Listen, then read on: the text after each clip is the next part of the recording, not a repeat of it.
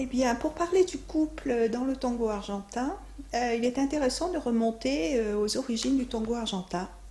Parce qu'effectivement, vers les années 1870, l'Argentine met en place une politique d'immigration importante. À ce moment-là, des centaines de milliers d'immigrants sont arrivés de tous les pays d'Europe, notamment d'Italie en particulier. Et ces hommes sont arrivés pour travailler dans les terres, travailler dans les campagnes, et sont arrivés souvent sans leur famille, et ils se sont trouvés avec de la musique qu'ils ont extraite des musiques africaines qui étaient déjà en place et de la musique de leur pays, et ils se sont mis à danser. Il n'y avait pas de femmes, donc les premiers couples du tango argentin sont des hommes. Ils dansent entre eux. Voilà. Les femmes qu'ils ont pu trouver après, c'était en s'approchant de la ville et en allant dans les maisons closes où là ils ont trouvé des femmes pour danser. Donc les premières femmes qu'ils ont invitées à danser, ce sont des femmes des maisons closes. Le tango est une danse qui se danse à deux comme beaucoup de danses, mais pour le tango argentin, il y a quelque chose de particulier, c'est que c'est une danse où l'on se touche beaucoup plus que dans les autres danses. C'est une danse des corps. Les corps se rapprochent.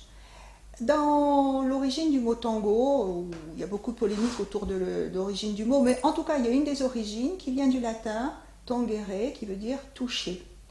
On se touche et on touche dans les deux sens du terme, le sens propre, physique, où on touche l'autre, mais aussi on attend d'être touché, c'est-à-dire d'être ému par ce toucher-là. La rencontre entre deux personnages, deux personnes qui vont danser le tango argentin, commence par un échange de regards, au loin. Un homme va poser le regard sur une femme, celle avec laquelle il a envie de danser. Elle va croiser son regard. À ce moment-là, s'ils sont d'accord tous les deux, ils vont faire un tout petit signe de tête et ils vont se rapprocher l'un de l'autre. Ou en tout cas, c'est plutôt l'homme qui va avancer vers la personne avec laquelle il a envie de danser. La femme va croiser son regard.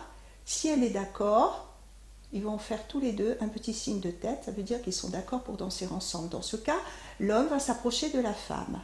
Petit à petit, il est de plus en plus proche, donc le regard est encore beaucoup plus prenant, beaucoup plus intense. Et puis petit à petit, se rapprochant, d'autres sens vont être en éveil.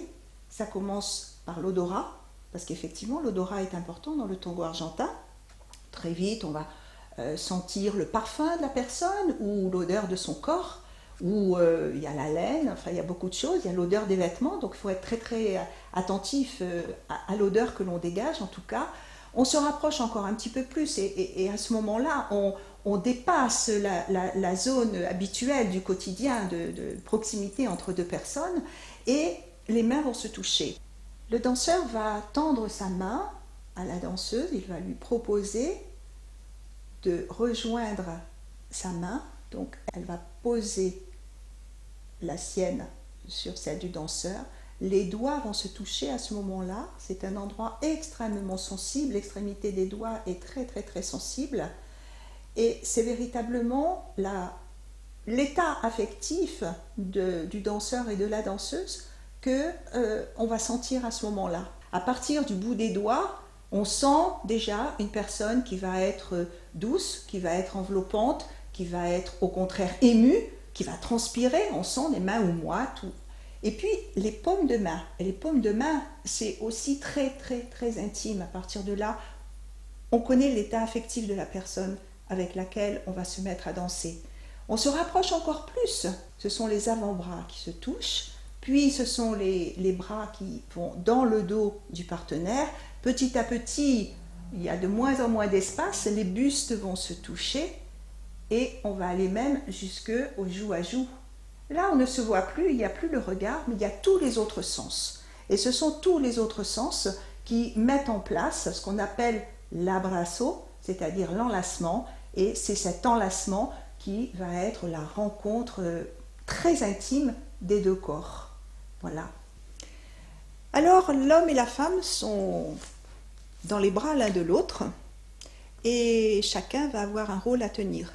La convention est de dire facilement l'homme guide et la femme suit. Alors c'est vrai, l'homme guide, heureusement parce que la femme marche en arrière, mais il a certes ce rôle qui semble être un rôle un petit peu machiste, or ce n'est pas véritablement du machisme. Il guide parce qu'effectivement il a la responsabilité de la circulation dans le bal, il a la responsabilité du rythme, il a la responsabilité aussi de passer de bonnes indications à sa danseuse pour qu'elle puisse justement répondre à ce qu'il lui propose au niveau des mouvements dansés. Et il ne faut pas croire que ce rôle-là soit un rôle aussi aisé que cela, parce que les hommes souffrent quand même, surtout les premières années, souffrent de cette difficulté quand même de la position de l'homme qui est d'être présent et de donner effectivement des indications à la danseuse. Hein.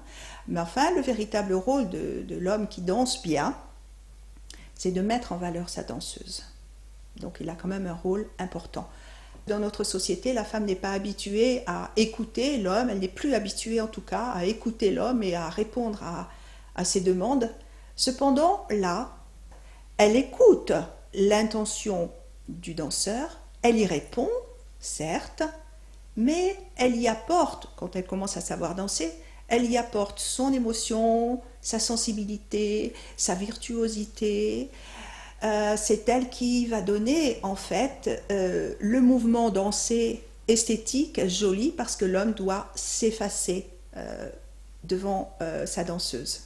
Donc ça n'est pas une danse de macho, c'est un dialogue entre le danseur et la danseuse. Ce corps à corps s'est confirmé dès les premières mesures et ensemble ils vont être à l'unisson, ils vont véritablement être 1. 1 plus 1 en tango égale 1. Et c'est une grande émotion que de danser un tango. Et c'est une grande émotion aussi que de se séparer à la fin d'un tango. Il y a exactement les mêmes étapes au moment de la séparation qu'au moment de la rencontre. Au moment de la séparation, vous ne verrez pas, quand il y a eu cette alchimie, vous ne verrez pas deux personnes se séparer brutalement.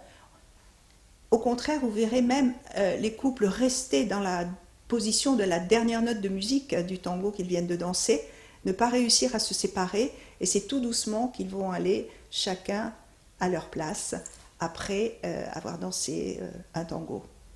Cette rencontre est effectivement contingente parce qu'elle peut ne pas se reproduire dans la même soirée avec la même personne, elle peut ne pas se reproduire un autre jour, comme elle peut se reproduire dans un autre lieu, elle peut ne pas se reproduire sur la même musique, c'est vraiment quelque chose d'exceptionnel.